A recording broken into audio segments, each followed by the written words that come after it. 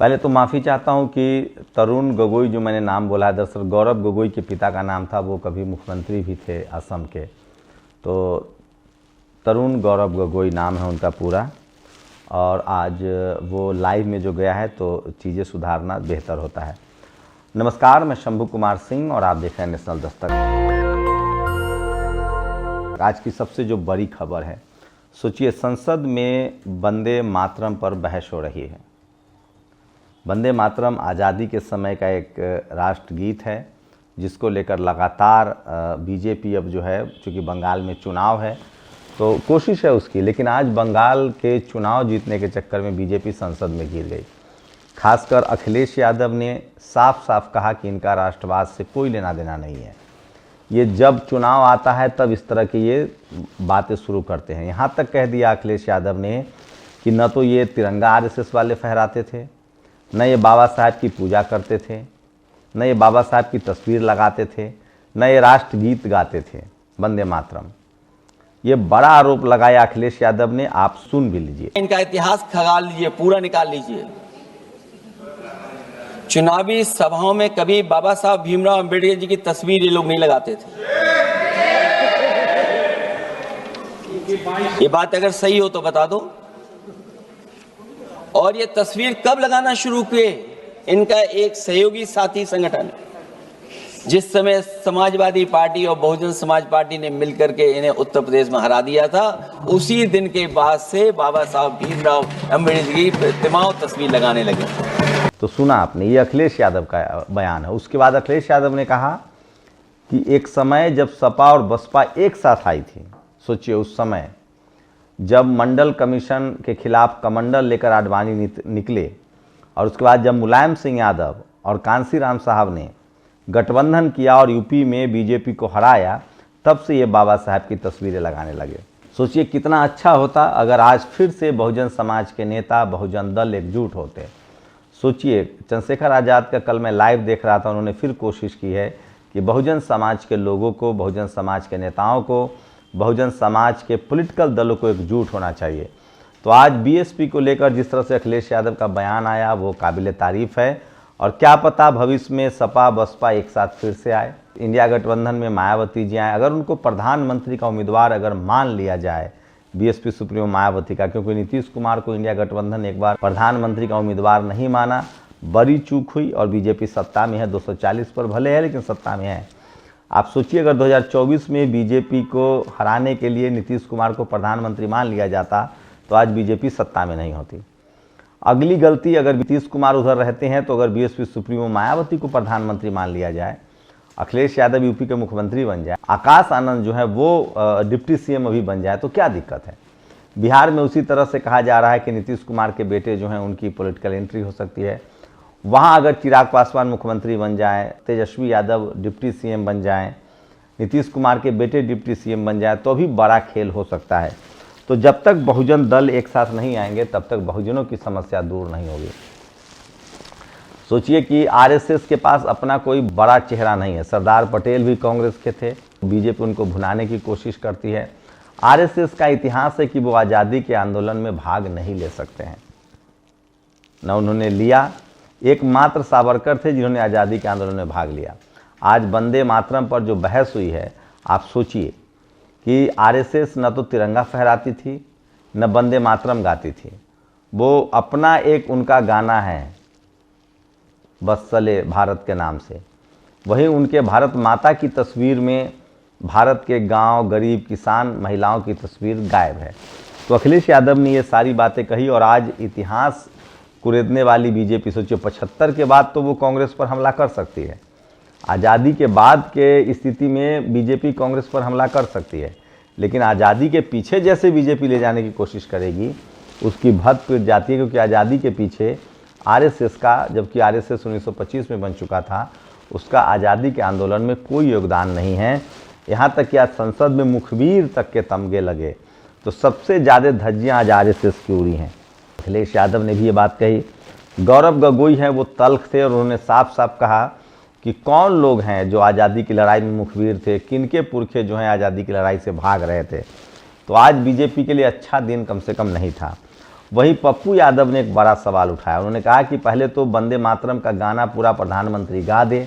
साथ ही उन्होंने आरोप लगाया कि कहाँ अभी तो बात होनी चाहिए थी बेरोजगारी पर, अशिक्षा पर, इंडिगो की फ्लाइटें नहीं उड़ रही है उस पर, लेकिन यहाँ वंदे मातरम पर चर्चा की जा रही है, जो कि वंदे मातरम राष्ट्रगीत है, उसमें किसी को कोई अंतर नहीं है। वहीं प्रियंका गांधी ने तल्ख हमले किए। उन्होंने कहा कि संसद में वंदे मातरम पर चर्चा हो रही है। ये प्रधानमंत्री जिन महापुरुषों ने, जिन हमारे पूर्वजों ने, नेताओं ने संविधान सभा में बैठकर इसको राष्ट्रगीत का दर्जा दिया है, ये उसके साथ जो है वो भेदभाव कर रहे हैं। और उन्होंने कहा कि क्या इस संसद में इंडिगो पर बहस नहीं होगी, बेरोजगारी पर बहस नहीं होगी? प्रधानमंत्री के एक मंत्री का एप्स्टीन फाइल, एक अमेरिका की ऐसी फाइल है जिसकी बहुत सारी सेक्स स्टोरीज है, उस पर क्यों नहीं बात हो रही है? तो बड़ा हमला किया है। पत्रकार जो हैं आशुतोष, उन्होंने कहा है कि आरएसएस का तो गीत भी अपना है, वो न तो राष्ट्रगीत को मानती ही नहीं है वंदे मातरम को। तो आरएसएस जो आज पूरी तरह से घिर चुका है, ये सबसे बड़ी खबर है। वहीं टीवी अखबार पर ये कंचना यादव है और ये बंसल जी हैं, ये बीएसपी के नेता हैं। इन्होंने लालू यादव को चारा चोर कह दिया। इसके बाद कंचना यादव ने इनको जमकर उधेड़ दिया। कंचना यादव ने कहा कि अगर आपने किसी कीमत पर लालू यादव, मायावती जी, मुलायम सिंह यादव, यहाँ तक कि चिराग पासवान, किसी भी रामविलास पासवान, किसी भी दलित पिछड़े नेताओं का अगर आपने अपमान किया तो हम इसे बर्दाश्त नहीं करेंगे। तो आज संसद में आप सोशल मीडिया देखेंगे, टीवी अखबार इस बहस को कैसे आगे बढ़ाएगा मुझे नहीं पता, लेकिन संसद में आज जमकर धज्जियां उड़ी हैं आरएसएस की, बीजेपी की, क्योंकि उनके पास इतिहास में बताने के लिए कुछ नहीं है। ये सच्चाई है कि आरएसएस आज़ादी की लड़ाई में शामिल नहीं था। सावरकर आज़ादी की लड़ाई में शामिल हुए, उनको सजा भी हुई, लेकिन बाद में उन्होंने माफ़ी मांगी और वो जेल से बाहर आ गए। प्रियंका गांधी ने यहाँ तक कह दिया कि प्रधानमंत्री जितने साल से प्रधानमंत्री हैं, नेहरू तो उतने साल जेल खट चुके हैं। तो आज आज़ादी की लड़ाई की बहस हुई। आज़ादी की लड़ाई में कौन शामिल था, कौन भगोड़ा था, कौन मुखबिर था, इन सब सवालों के जवाब प्रधानमंत्री को झेलना पड़ा। दरअसल बीजेपी की कोशिश थी, वंदे मातरम जो गाना है उसमें नेहरू की जो भूमिका है उस पर सवाल उठा रहे थे। उनका कहना था कि नेहरू जो है वो जानते थे कि कांग्रेस को इससे आपत्ति होगी, क्योंकि इससे मुसलमानों को आपत्ति है। लेकिन उस समय जो कांग्रेस में जो मुस्लिम नेता थे उन्होंने कहा था कि हमें इससे कोई आपत्ति नहीं है। वहीं गौरव गोगोई ने बीजेपी को आरएसएस का दोस्त बता दिया। कहा कि बीजेपी ने उस समय के संघी नेताओं ने मुस्लिम लीग के साथ दोस्ती की थी। मुस्लिम लीग वंदे मातरम का विरोध कर रहा था, न कि कांग्रेस विरोध कर रही थी और कांग्रेस के मुस्लिम नेता कर रहे थे। तो आज हिंदू मुस्लिम पर भी बीजेपी जमकर टीक नहीं पाई है। और अगर अखिलेश यादव का बयान, अखिलेश यादव का भाषण देखे, प्रियंका गांधी का भाषण देखे, गौरव गोगोई का भाषण देखे, तो वो शानदार था और ऐसा भाषण था जिससे बीजेपी पिछले कतार में खड़ी दिखी। मैं बार बार कह रहा हूँ, जिसने भी बीजेपी को एडवाइस किया कि वंदे मातरम पर एक लहर पैदा की जाए, बंगाल चुनाव को लेकर एक माइलेज लिया जाए, मुझे लगता है कि वो उनको मिसगाइड कर चुका है। और बीजेपी जैसे ही आज़ादी के पहले जाएगी, आज़ादी के पहले जाएगी तो वो फंस जाएगी। आज़ादी के बाद कांग्रेस को वो घेर सकती है, क्योंकि कांग्रेस ने लंबे समय तक राज किया है, लेकिन आज़ादी के पहले वो जैसी ही जाएगी वो फंस जाएगी, क्योंकि आज़ादी की लड़ाई में आरएसएस की कोई भूमिका नहीं है। वहीं बहुजन समाज के लिहाज से बात करें तो इंडिगो की फ्लाइटें फिर से अभी भी इंडिगो ने घुटने पर टेका दिया है प्रधानमंत्री को, और तमाम लोग लिख रहे हैं कि आखिर इस पर बहस क्यों नहीं हो रही है। वहीं एप्स्टाइन फाइल को लेकर भी प्रियंका गांधी ने आज संसद में बोला। बेटिंग ऐप पर बोला कि पीएमओ में कुछ लोग बैठे हुए हैं जो बड़े बड़े भ्रष्टाचार कर रहे हैं। ये बात संसद में आज बोला गया है। एक और बड़ी खबर है जो आपको कोई टीवी अखबार नहीं दिखाएगा, नेशनल दस्तक पर आप देख सकते हैं। महाबोधि बोध विहार का आज आंदोलन का 300 दिन है। ये तस्वीरें देखिए, महाबोधि बोध विहार में जो भंते आकाश लामा हैं, जो बुद्धिस्ट आकाश लामा है, वो अभी भी धरना पर डटे हुए हैं। मामला पूरा ये है कि महाबोधि बोध विहार का जो संचालन है वो हिंदुओं के हाथ में है, जबकि वो सवर्ण हिंदुओं के हाथ में है। मैं फिर हिंदू कहूँगा तो गड़बड़ हो जाएगा।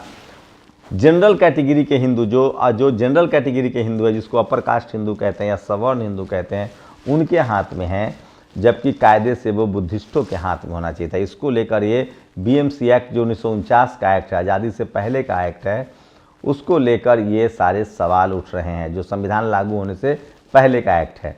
1950 में संविधान लागू हुआ है, 1949 का एक्ट बना हुआ है और अभी से भी वो बोधगया मंदिर उसी मामले पर चल रहा है। वही एक और दर्दनाक खबर है जिस पर हमको बात करनी चाहिए कि बहुजन समाज के एक छात्र जो बाबा साहेब भीमराव अम्बेडकर यूनिवर्सिटी में कन्नौजिया नाम के छात्र हैं, पीएचडी के स्कॉलर थे, इनको जिस तरह से बर्खास्त कर दिया गया है, ये लगातार 22 दिनों से धरना पर बैठे हुए हैं और प्रशासन इनकी सूध नहीं ले रहा है। मैं फिर कह रहा हूँ, रोहित वेमुला की तरह इनको कहीं मजबूर तो नहीं किया जा रहा है। तो ये बड़ी खबरें थी। मेरी कोशिश होती है कि वो खबरें जो आपके हितों से जुड़ी है, जो इस देश के हित से जुड़ा है, आपको बताया जाए। लेकिन संसद में वंदे मातरम पर आज सरकार नरेंद्र मोदी फंस गई। यहाँ तक कि नरेंद्र मोदी ने बंकिम चंद्र चट्टोपाध्याय, जिन्होंने ये वंदे मातरम गाना लिखा है, गीत लिखा है, जो राष्ट्रगीत है, उसको उन्होंने जिस तरह से बंकिम दा कह दिया, उसके बाद घिर गए, क्योंकि दादा उसको बोला जाता है जो समतुल्य हो, भाई के समान हो, जबकि वो लगभग 100 साल ज़्यादा उम्र में उनसे बड़े हैं। शुक्रिया। दस्तक की आपसे गुजारिश है कि अगर इसको बचाना चाहते हैं तो नेशनल दस्तक को सब्सक्राइब करने के लिए रेड कलर के सब्सक्राइब बटन को दबाएं, फिर बेल आइकन की घंटी दबाएं। नेशनल दस्तक को बचाने के लिए बहुत जरूरी है कि हर खबर को शेयर करें, लाइक करें, कमेंट जरूर करें।